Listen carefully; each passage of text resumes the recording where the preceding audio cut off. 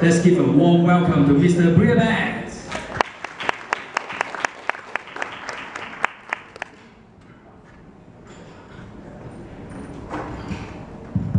Thank you so much. Sorry, let me get my slides sorted here. So, good afternoon. Good afternoon. So my name is Koert Breebaart. I'm currently an employee of SAP, based out of Singapore. But as my accent reveals, I was not born there. I was actually from the Netherlands. And since I was born, I'm also been a big fanatic supporter of Dutch football. And they are the inventors of total football.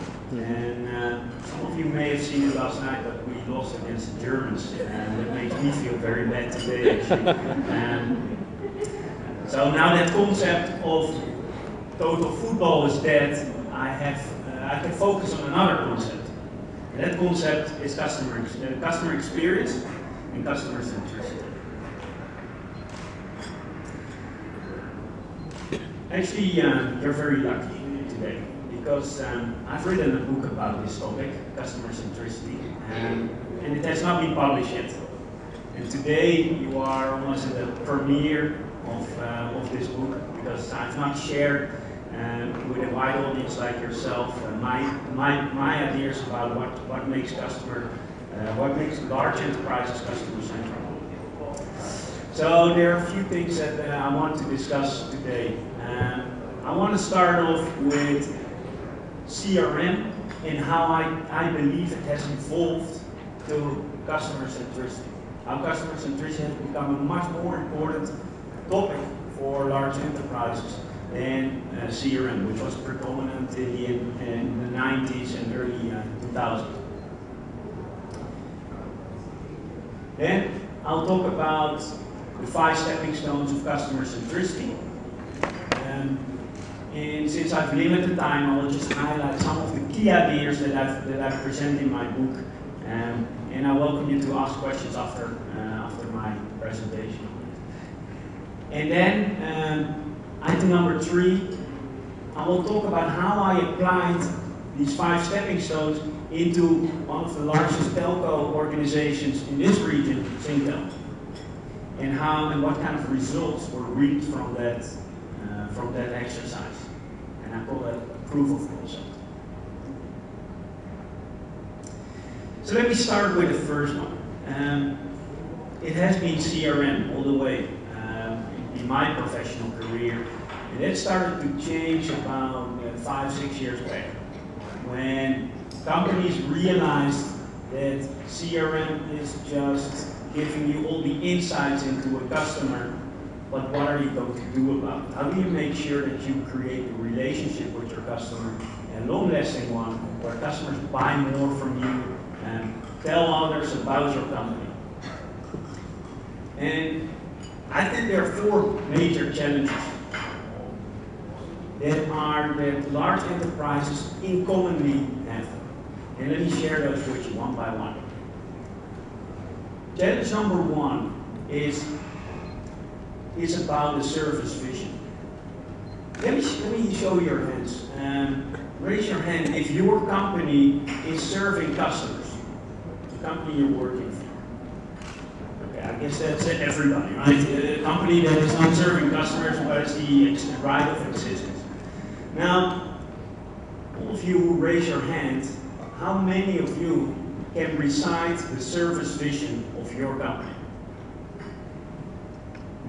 3. I see 3.5 hands. That tells me,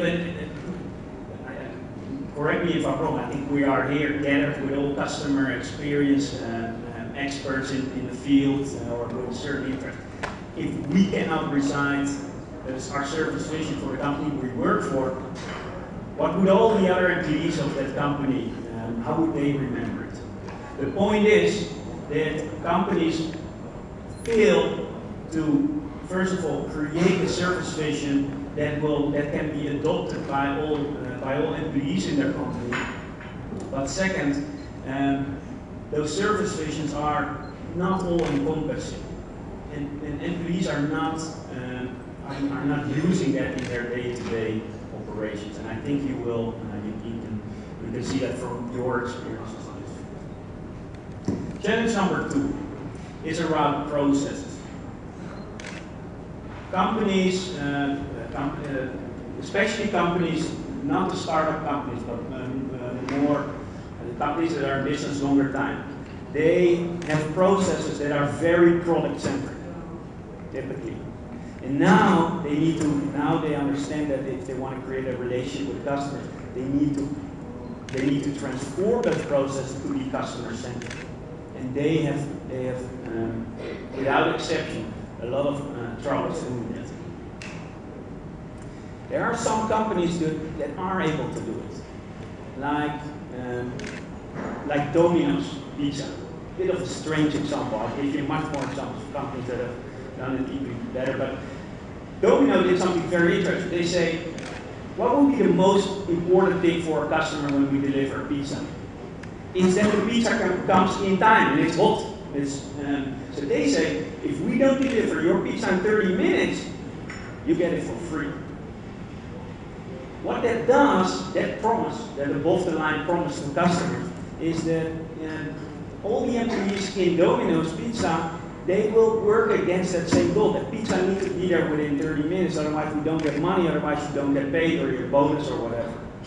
So that's think about it. There's not a lot of companies that are able to do that, able to make that kind of service promises to their customers. Challenge number 3.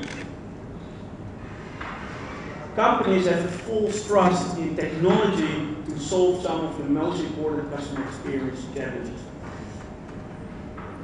Don't get me wrong, technology is extremely important. You need to give customers a choice to go either call in a call center or go online and help themselves. That's very important. It's important to reduce your cost of a company. Customer experience is delivered person to person, not by anything else. So it's that interaction that will make a customer decide to buy more from you and and recommend you to other companies. So companies, in my view, companies should spend much more time on educating their employees and motivating their employees.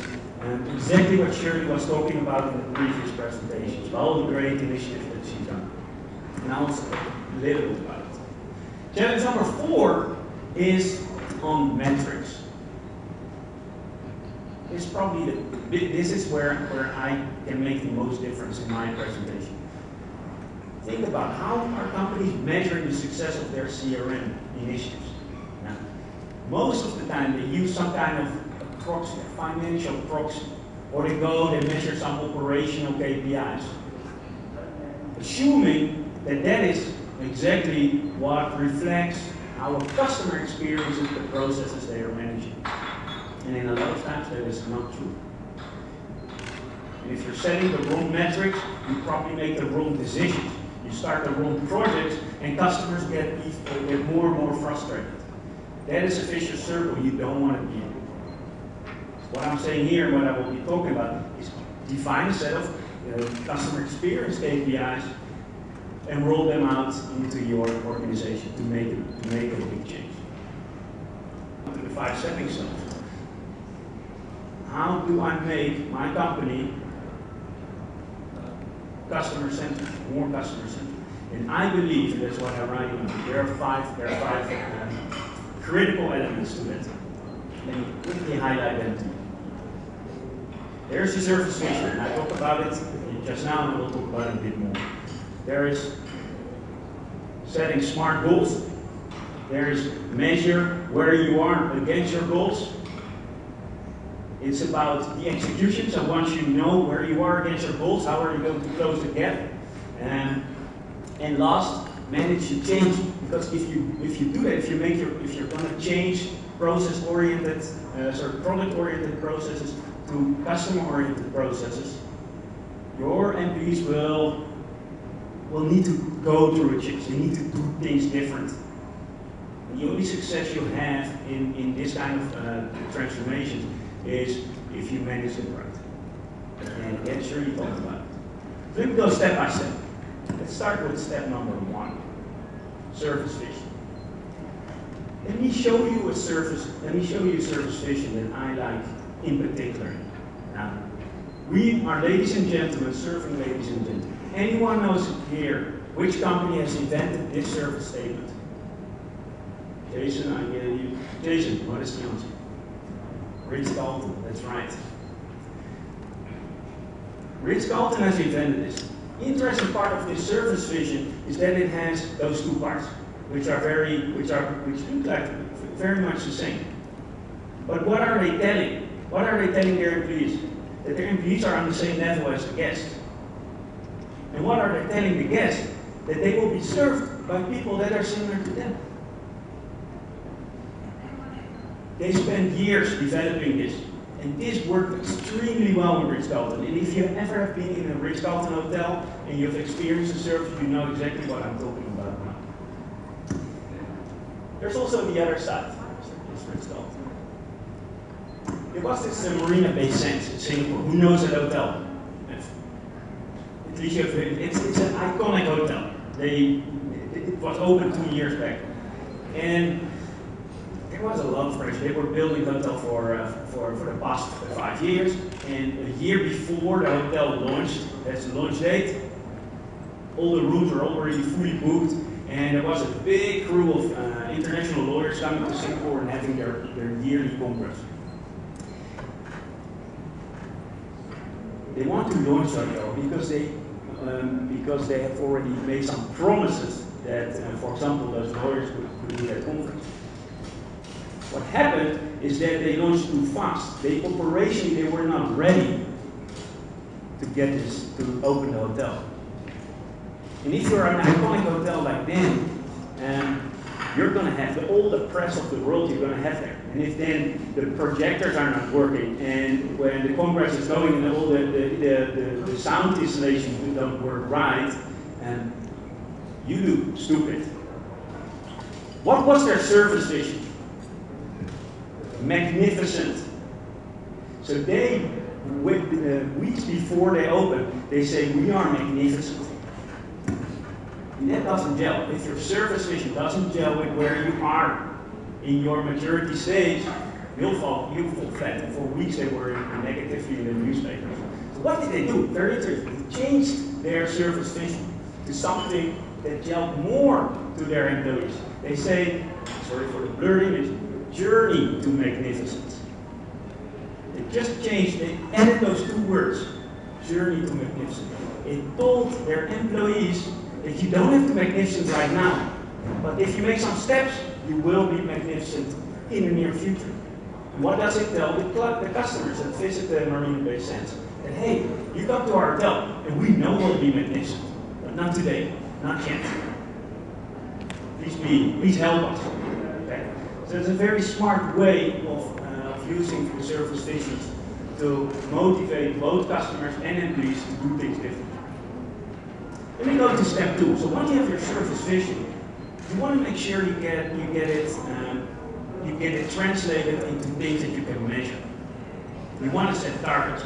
Peter Drucker says, management by objective. If you don't have clearly defined objective for the people that work in your organization, everything will fail. Because people are always inherently motivated by incentives. Now, this is a very good story, how to set your targets on customer experience. Because obviously I'm not talking about financial targets, because companies are doing very well on financial targets.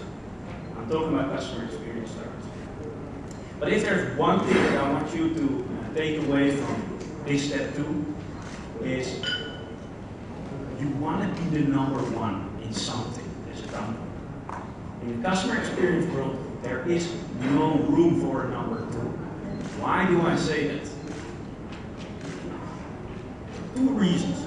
First of all, imagine you're a customer of that company, and you have to choose between two companies.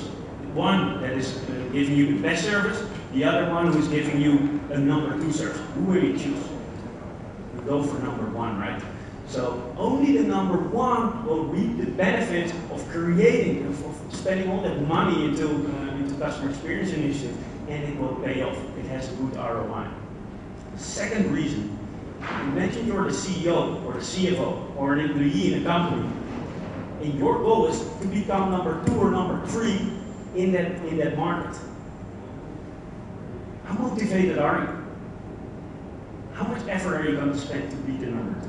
Right? So it's about being number 1 is motivating all the people that will work in that organization to become number 1, to be proud of it.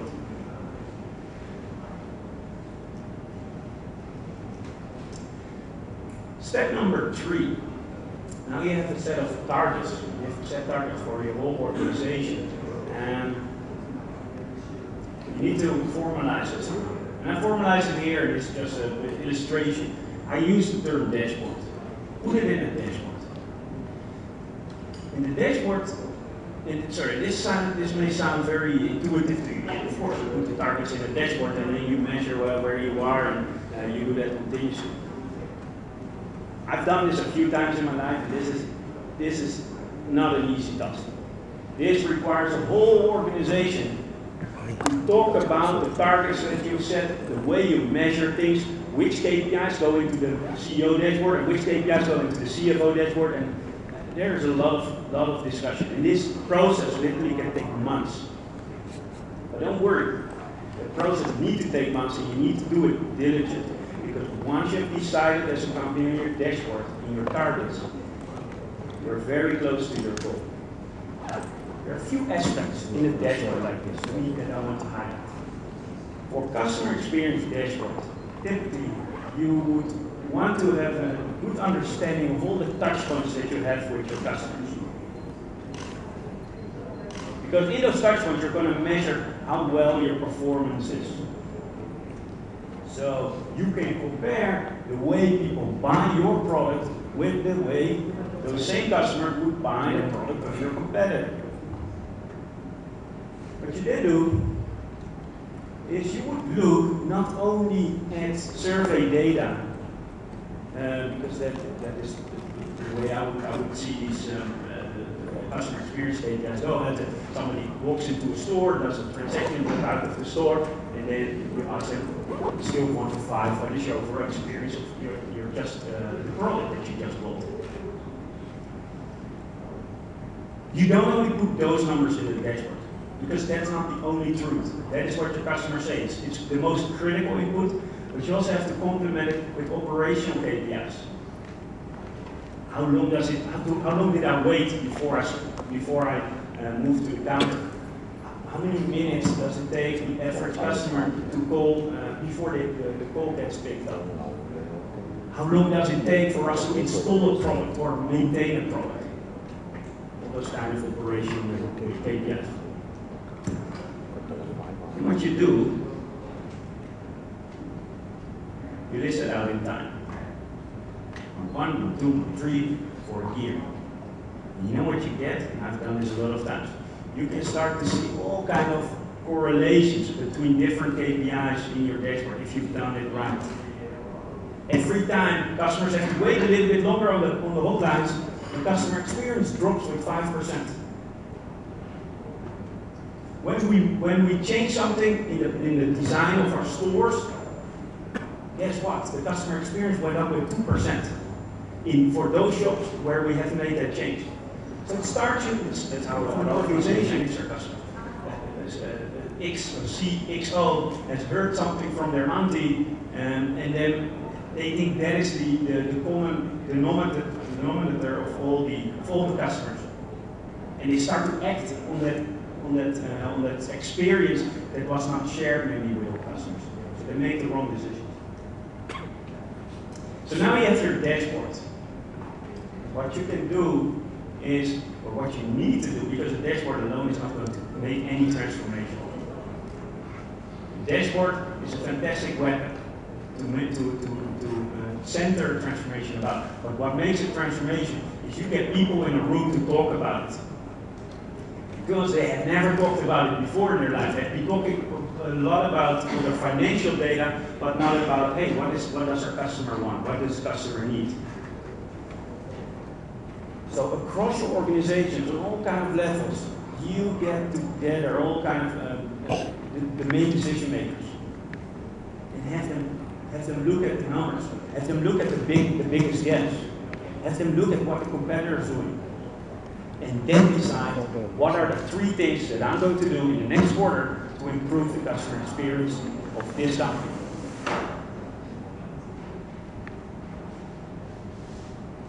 Another thing that I found extremely powerful when we talk about the governance.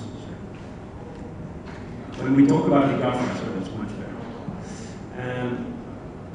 Is that KPIs, once you have set them in dashboards like this, you can tie them back to individuals.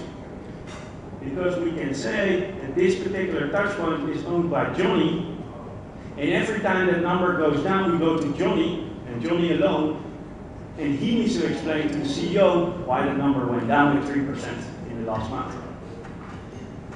And then Johnny will say, hey, well, this is store. I need William, and I need Sam as well to help me. And that's fine. There will be, nothing is solved in silos. So what you get through management of this kind of situation is you force different organizational units, or you call it silos, to work together and to come to the best solution. Step number 5. This is where things start to come together. As you can see, and this is a framework that I developed in my book, and it covers 8 aspects of customer-centric DNA in a company. And you can read it for yourself, those aspects.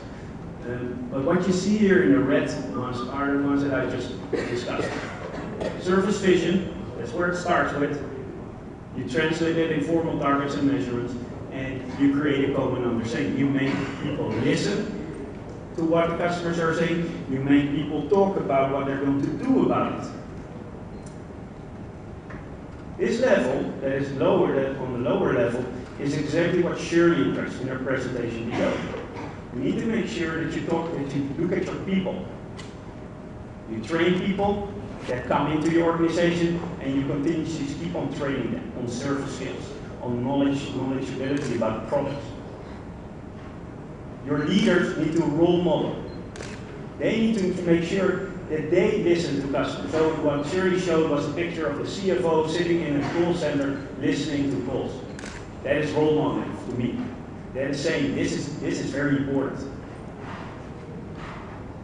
Celebrations.